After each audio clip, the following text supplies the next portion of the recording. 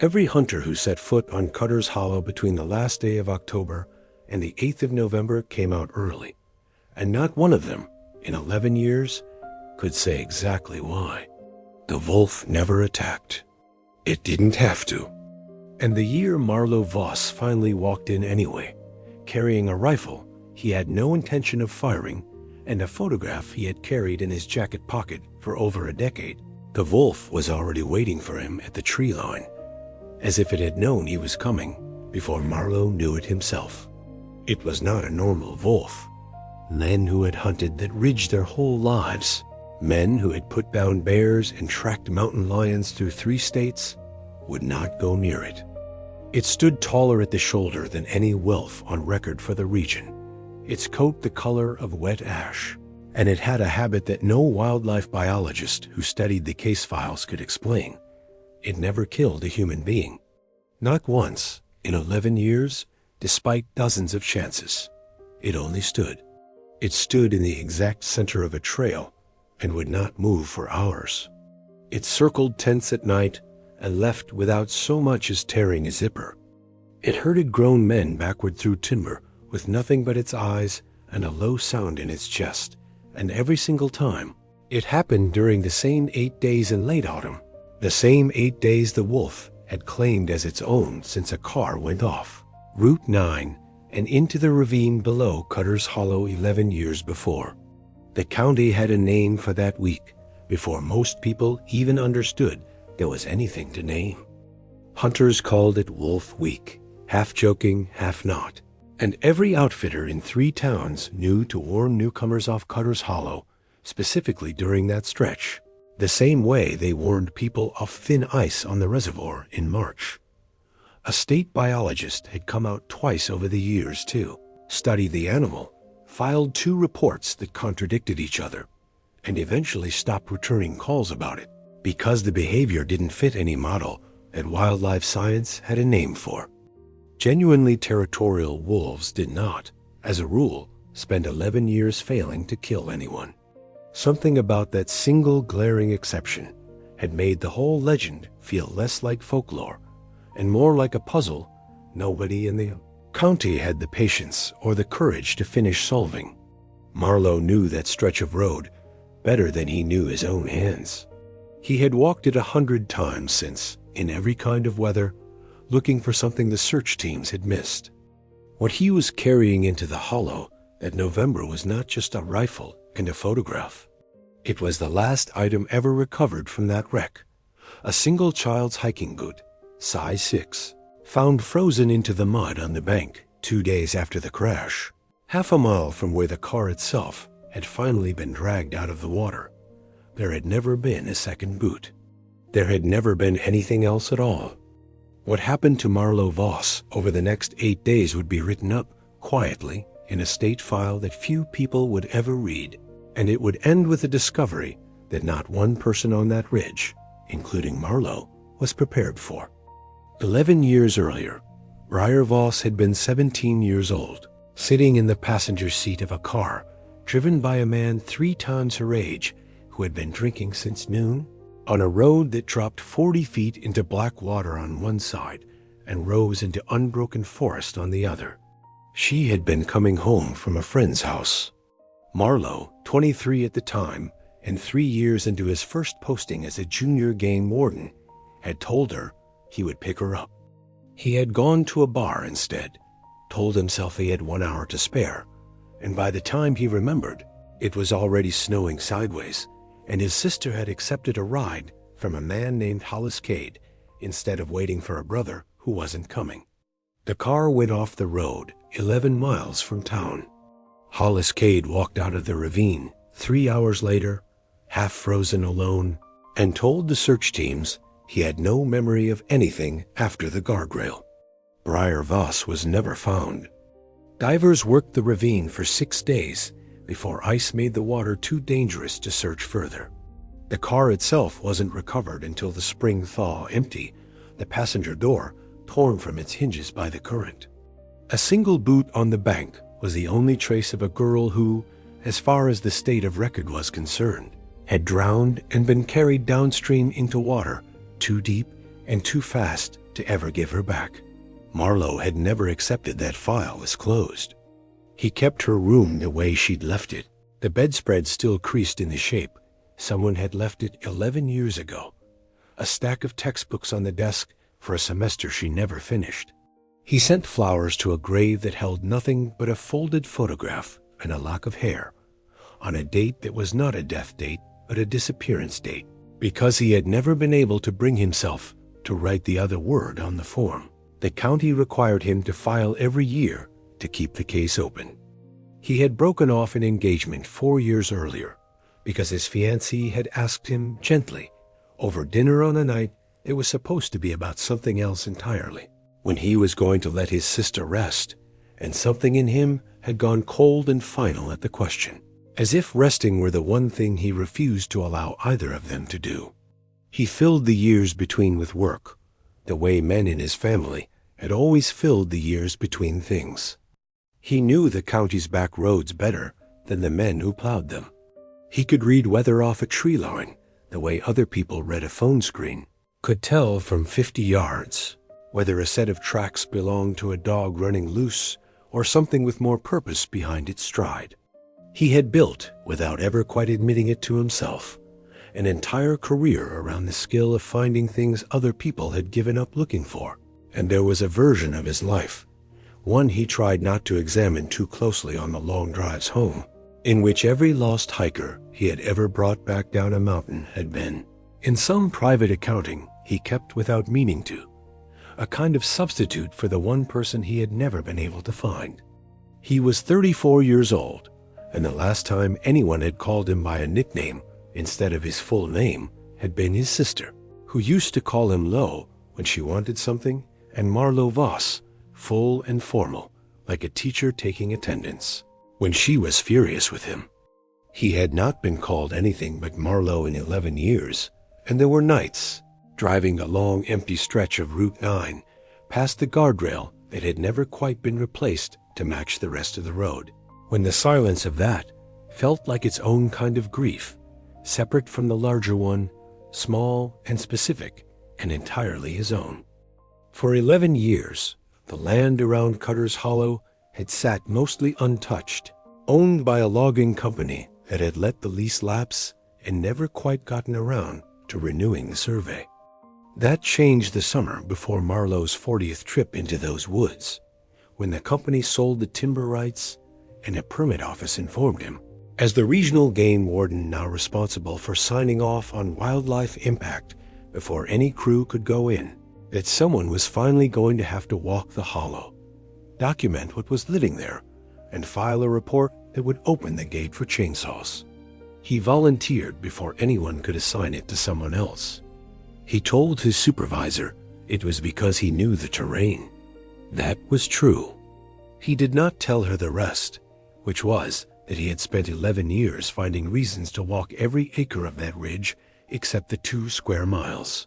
The wolf had claimed, because some part of him understood, in a way he had never said aloud to a living person, that his sister's last known point and the wolf's territory shared a border that was too precise to be coincidence, and he had been afraid of what it might mean to go looking and find only the answer he already feared.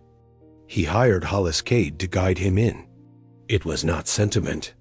Hollis was the only man left in the county who had walked that stretch of the hollow recently enough to know the trail conditions, because Hollis had spent 11 years working odd survey jobs that always, somehow, kept him circling the edge of that same ridge without ever going in past the first quarter mile.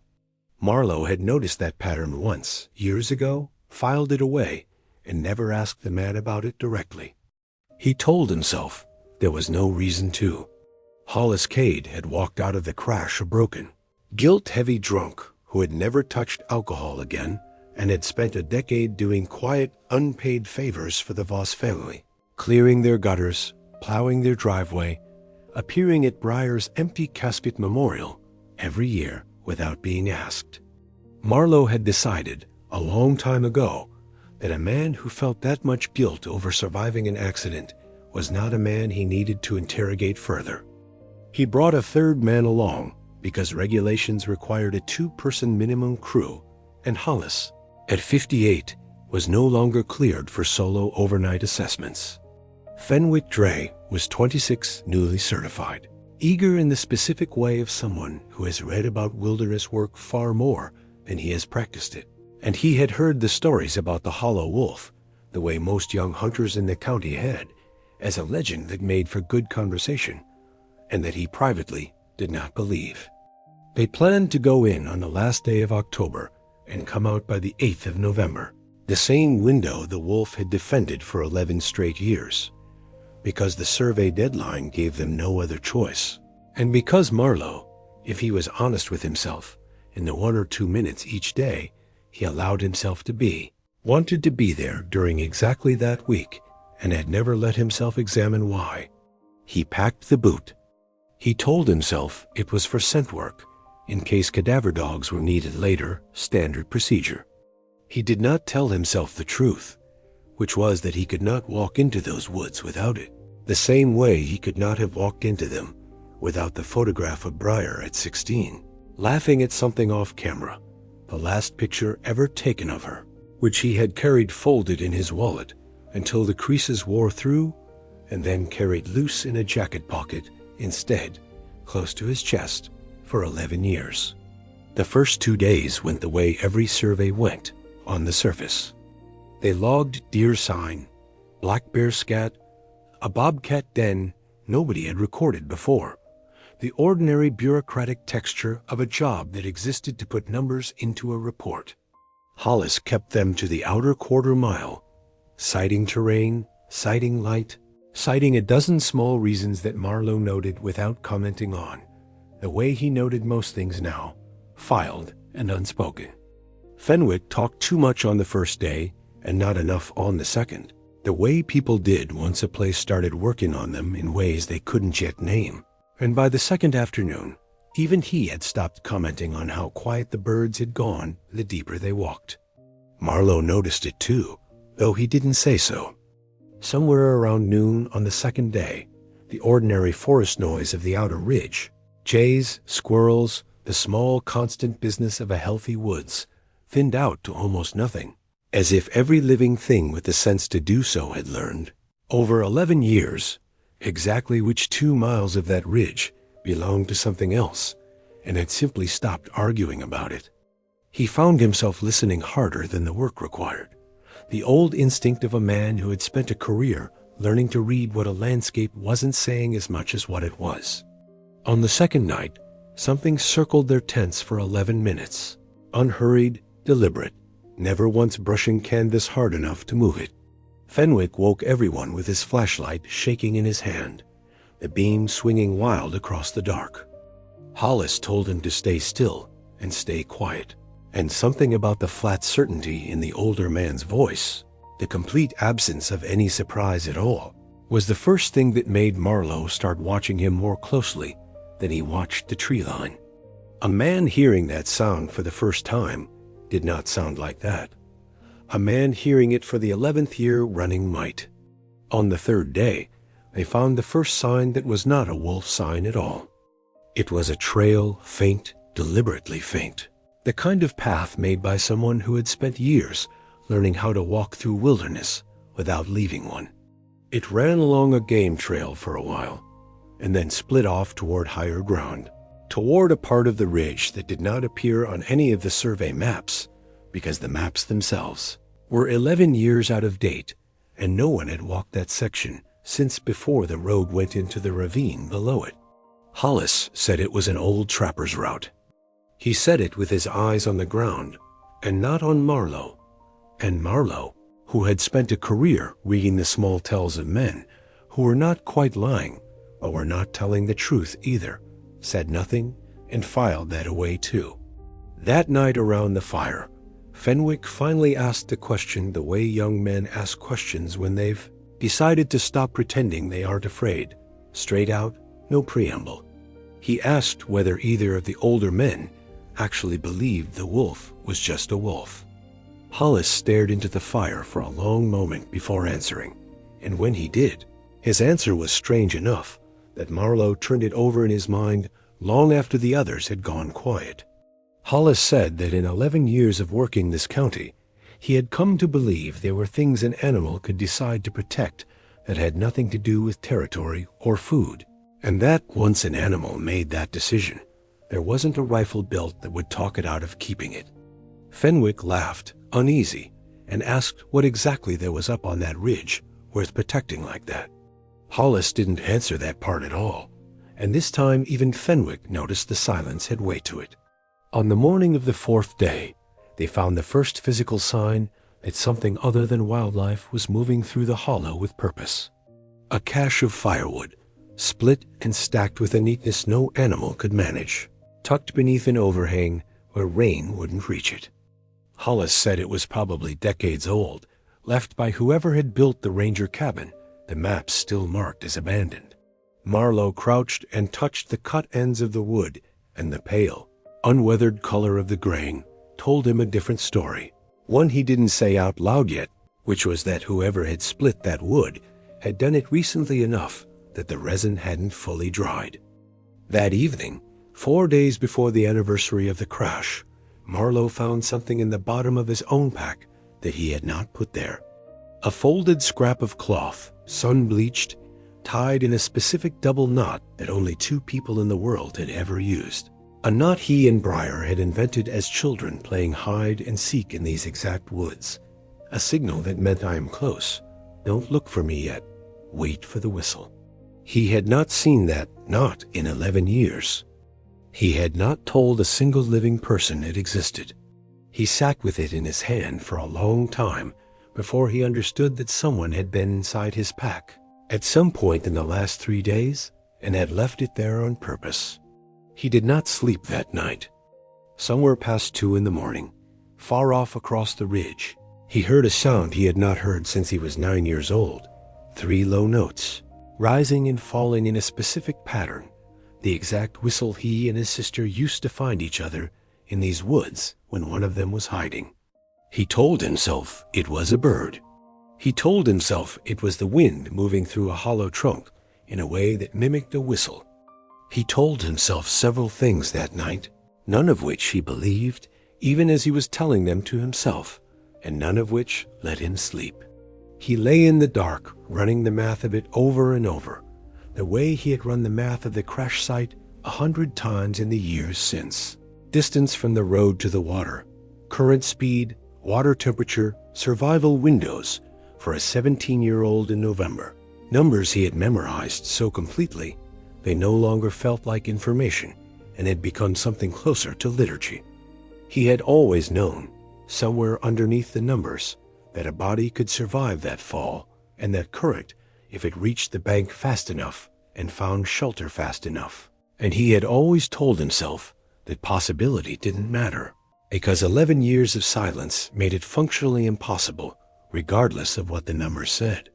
Lying awake listening to a whistle only 2 people alive had ever known, he found he could no longer hold that line the way he had held it for over a decade. By the 5th day, the survey deadline and the ridge itself seemed to be pulling in 2 different directions, and Marlowe made the decision that would define the rest of the trip. He told Hollis they were going up, past the quarter-mile line, into the section with the faint trail, whether Hollis wanted to guide them or not. Hollis stopped walking.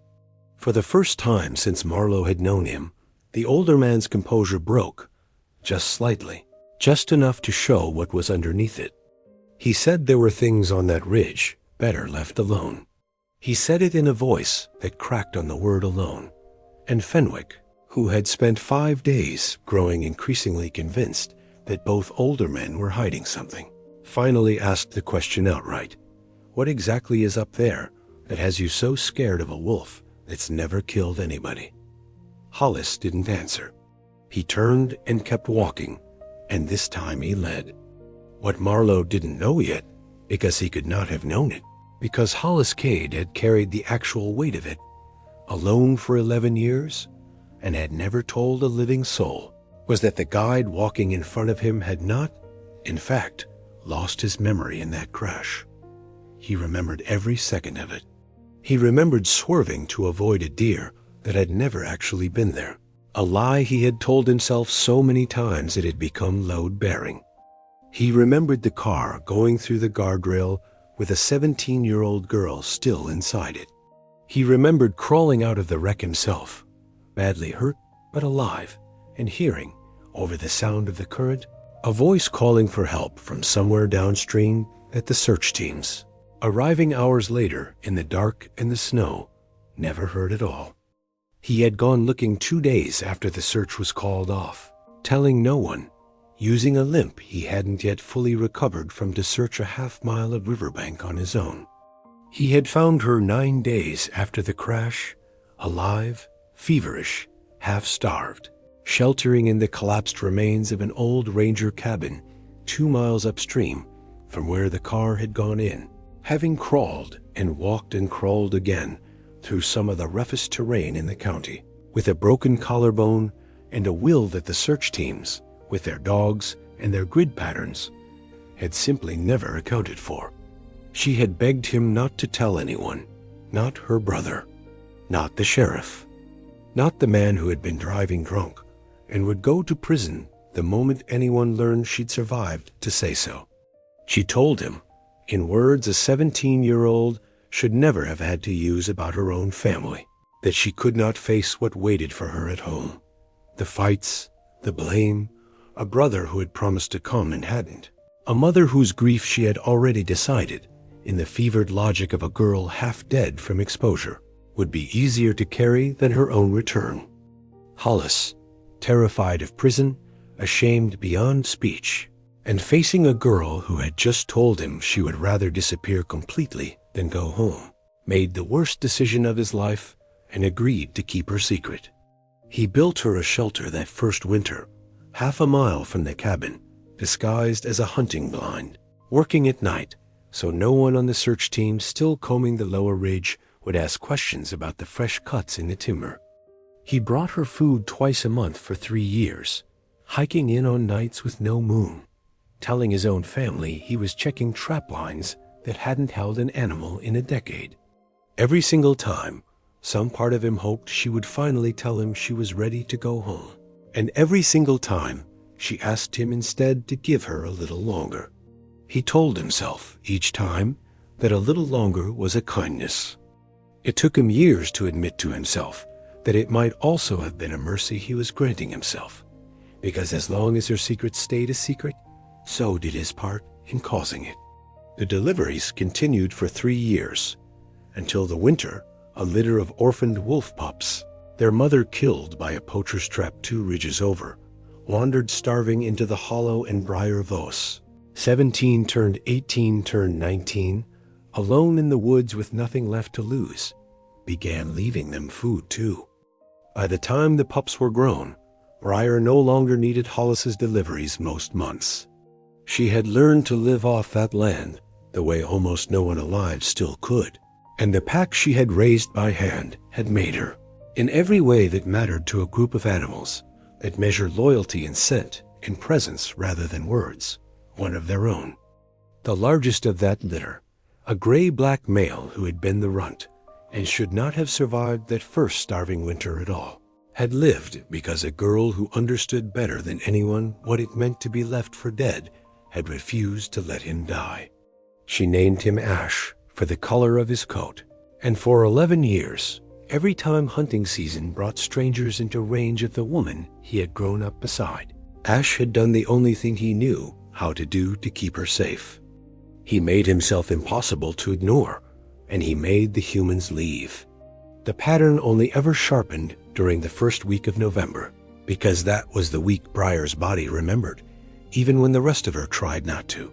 The week her heart rate climbed and her sleep broke, and her hands would not stay still. The anniversary written into her nervous system, whether she chose to acknowledge the date or not. Ash had learned, over 11 Novembers, to read that fear in her the way wolves read fear in each other. And he had learned, long before any of the men now walking toward her understood a single piece of it, that the week she was most afraid was the week he needed to hold the line hardest. Marlowe did not know any of this on the 5th night, when he lay awake listening to a whistle he could not explain, running through every rational explanation he could think of and discarding each one before it finished forming. He knew it on the 6th day, at just past noon, when the three of them crested a rise and found Ash standing in the center of the trail exactly the way 11 years of hunters had described. Not moving, not snarling, simply present, an animal built like a small horse staring at them with an intelligence in its face that made Fennec's hands start shaking on his rifle before anyone gave him a reason to be afraid. For a long moment, nobody spoke and nobody moved, and in that stillness, Marlowe found himself doing something he hadn't expected, studying the wolf the way he might study a witness, looking for the tell that would explain what 11 years of hunters had never been able to explain. What he saw was not aggression. The animal's weight was settled back, not forward. Its ears were up, tracking, not flattened. Everything in its posture belonged to an animal that was holding a line, not preparing to cross one, and some part of Marlowe, the part that had spent a career reading exactly this kind of body language in creatures that couldn't speak, understood before the rest of him caught up that whatever this wolf was doing, it was not hunting them. Marlowe told Fenwick to lower the weapon. Fenwick didn't. The wolf did not retreat and did not advance. And for 11 full seconds that felt considerably longer to everyone standing on that trail, nothing in the hollow moved at all. Somewhere behind them, Hollis had gone completely silent in a way that was its own kind of confession. A man watching a moment he had spent 11 years trying to prevent finally arrive anyway. Then Ash turned his head, deliberately, and looked directly at Marlowe, at the man standing between the other two, and made a sound Marlowe had not heard an animal make before, low and repeated, 3 notes, rising and falling, an unmistakable echo of the whistle that had woken him twice already that week. Marlowe felt something come loose in his chest that had been locked in place for 11 years. He took a step forward before he had decided to. Fenwick's rifle came up on instinct, on 6 days of fear finally finding a target, and Hollis Cade, who had spent 11 years waiting for exactly the wrong moment to arrive, threw himself against the younger man's shoulder and drove the barrel toward the ground half a second before it would have fired. The shot that didn't happen would stay with all 3 of them longer than almost anything else that week. Fenwick sat down hard in the leaves afterward, shaking, apologizing to no one in particular, and it would be Hollis, not Marlowe, who crouched beside him and told him quietly that he understood exactly what fear like that felt like, because he had been carrying a version of it himself for 11 years. In the silence after, a voice came from the tree line that none of them had heard in 11 years, hoarse, unpracticed at speaking to more than one animal at a time, but unmistakably human and unmistakably familiar to exactly one person standing on that trail. It said his name. Marlowe would tell this part of the story many times in the years that followed, to his mother, to a therapist, once, much later, to a woman he would eventually marry, and the part he always paused before was this part, the half second between hearing his name in a voice he had given up on 11 years earlier, and turning to see a woman step out of the tree line with her hand resting, without any apparent fear at all, on the shoulder of the animal every hunter in the county had spent a decade avoiding. She was thinner than the photograph in his pocket, and harder in ways that had nothing to do with weight, sun-worn, silver-threaded early, through hair that had once been the same brown as his own, dressed in clothes she had clearly made or repaired herself from whatever the woods had given her. But her eyes were exactly the eyes in that photograph, and when she said his name a second time, quieter, like she was testing whether he was real too, Marlowe crossed the distance between them in a way that had nothing left in it of a game warden conducting a survey, and everything in it of a brother who had spent 11 years refusing to bury someone the ground had never actually taken. Up close, she smelled of wood smoke and pine sap, and something underneath both of those he couldn't name. The particular scent of a person who has lived entirely outdoors for longer than most people live in one house.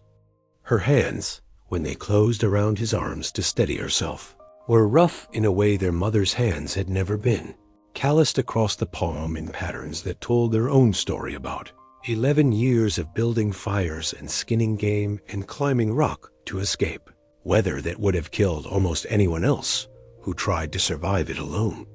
He held on to her the way he had once, as a much younger man, promised himself he would if he ever got the chance again. And for a long moment, neither of them said anything else at all, because there was nothing either of them could have said that would have carried more weight than simply standing there, both of them finally still after 11 years of two entirely different kinds of running. Ash did not move from where he stood between them and the tree line until Briar reached out and touched the top of his head. A single gesture, and only then did the animal step aside and let his ground go, as if he had been waiting 11 years for someone to finally tell him it was safe to. What followed took most of the 6th day and all of the 7th. Briar told them what she could, in pieces sitting by a fire. She built herself out of habit before anyone could offer to build it for her, her hands steady in a way that made the story she was telling somehow harder to hear, not easier. Hollis, weeping in a way Marlowe had never seen the composed older man weep, told the rest, the drinking, the crash, the 9 days it took to find her, the decade of silence he had carried at her request, and his own shame in equal measure. He kept saying he was sorry to Marlowe directly, over and over, as though the apology might wear itself smooth with enough repetition. And Marlowe, who had spent 11 years imagining 100 versions of the man who might have taken his sister from him, found that he had no room left in himself that day for anger, only a kind of exhausted relief, so total it felt almost like grief in reverse. Fenwick sat mostly silent through all of it, the rifle he had nearly fired lying forgotten in the leaves beside him, watching a wolf the size of a small horse lie down in the dirt at a woman's feet like a dog that had simply been waiting its whole life for permission to rest too. Later, he would tell people that the strangest part of that week wasn't the wolf at all. It was watching a woman who had lived alone in the woods for over a decade comfort 3 strangers, one at a time, as if she were the one who had come to rescue them, and not the other way around. Briar asked about their mother first, her voice catching on the word in a way nothing else she said that week did. Marlowe told her the truth, that their mother had aged a decade and 11 years, that she still sat a 4th chair at the table on holidays.